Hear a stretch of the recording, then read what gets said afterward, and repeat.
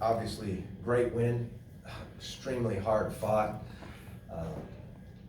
You know, from beginning to end, I know obviously we had an 18-point lead in the first half, and I think you have all watched enough basketball to know that, you know, 20-point leads in the first half are not anything. In the way the game is played with threes and, you know, players' abilities to score.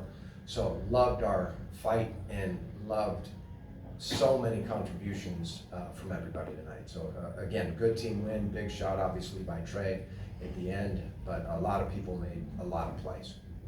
Hey Coach, just wondering, 7.3 seconds left, what was said in the huddle and kind of the play that you drew up for the team?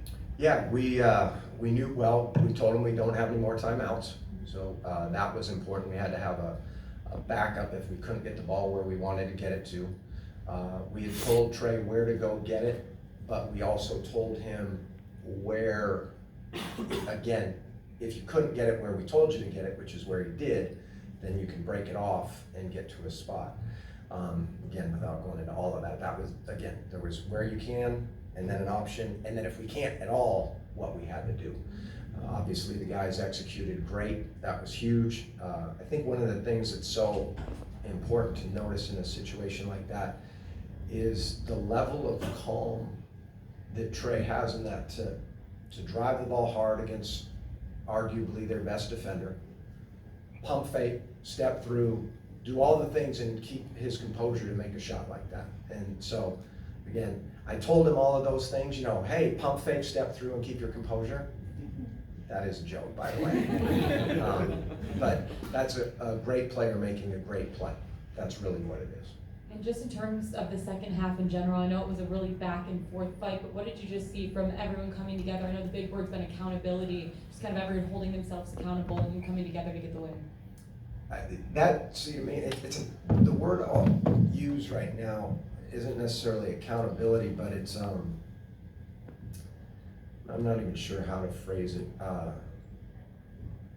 More respect for your teammate or what needs to be done. And even though you may not like it, this is best for the team. So, for example, and I'm not saying guys did or didn't like decisions that were made, but a lot of tough decisions were made, meaning Onyeka played, I think, 48 straight minutes for a stretch there.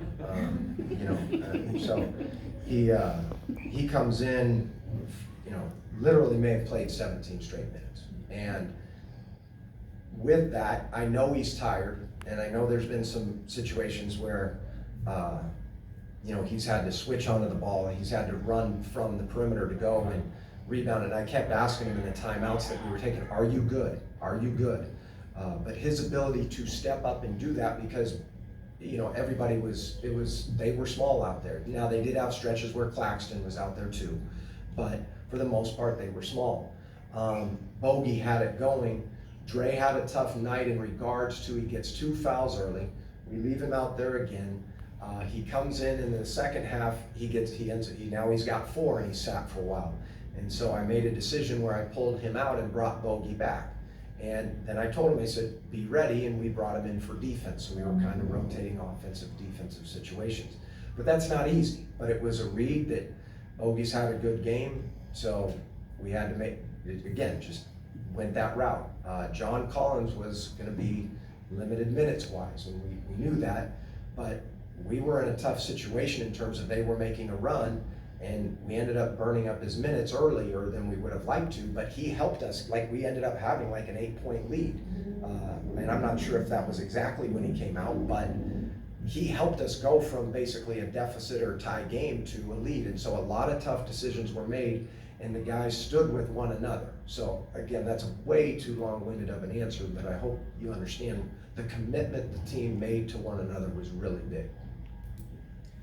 I'm curious, what was John's minutes restriction for today or moving forward? 15, and I went over it. No, I'm kidding. I don't want to get into his minute restriction, the actual number, but I did go over. And as far as Trey being the guy that had the ball in his hands in the past, we've seen him be the inbounder with the messaging being that he's the best passer. I'm curious what went into the switch. Oh, I think there's multiple things that go into when you run an end of game play and you're trying to execute. You know, a lot of times philosophically, people will say the most dangerous person on an out of bounds play is the inbounder. So if Trey's your inbounder, then you're probably right. He's pretty dangerous. But in this particular situation, we knew where we wanted to go, and so obviously it'd be difficult to have him get it, and, and you got it. You talked about Bogey having a good game. It seems like he's got his legs back after a break. What are you seeing from him, and what does that sort of give you when he's at full capacity? His confidence is high. When he is at full capacity, obviously another threat out there. A great IQ player. There are plays that he makes. There's plays that we call and plays that he makes. And from a coaching perspective, you're always wanting, it's not about the play we run, it's about the play we make. So when he's at his highest, he's really helping the collective IQ of the team, just with how cerebral he is. And then plain and simple, just make shots. He makes shots. And you know, and then on the other end of the floor, he's, you know, he can defend his position. And, you know, the biggest thing is he allows it, we can switch and do the things that we do with him. But again, on the other end of the floor, he knows his job. Even with John having a minutes restriction tonight, how did you feel that he played overall? I mean, had a nice alley-oop and different things tonight. Yeah, that's, you know, you think about the lob that Trey threw him. Actually, it was a weird play from the standpoint of they blew the whistle, and I guess they just did it to, I thought there was a foul on the play. No, meaning I thought because they blew the whistle there was a foul on the play, not because I thought there was a foul on the play. But he went up and got it, and I thought from my perspective, like you worry about rust. Like we talked about that the other day. Here you have a guy that's now been out not only as long as everybody else, but one or another game as well. So I was really pleased with how well he played. You know, shot, you know, 3. I think early in the game, you could tell that he was trying to find his rhythm, like real early. And so out of the first time out, we ran a play that we felt could help him with that. So overall, a positive, but I know he'll continue to move in the right direction, that, you know, just being his first game back. With Brooklyn and their threes, obviously, like they were 1 for 11 for a stretch there to start off, and then are able to hit 14 in the game. Was that just they were getting good looks early on, they weren't falling, or did something change for them in that second half? No, I think there was a combination of things. Some of it was just one-on-one step back, shoot a 3. Some of it was penetration and kick, like the one at the end of the game. They drive the ball in the middle, and, you know, maybe more help than we needed. Don't need to go into all of that as much as they kick it out. So the drive and kick, you know, the step back individual defense. And when you look, again, the stat sheet tells part of the story. Both teams only have, with the amount of points that were scored, both teams only have 20 assists, because there's a lot of people going and making plays off of switching. And so there always isn't the kick out. But I think their threes come from, in certain situations, from where they normally get them. Any final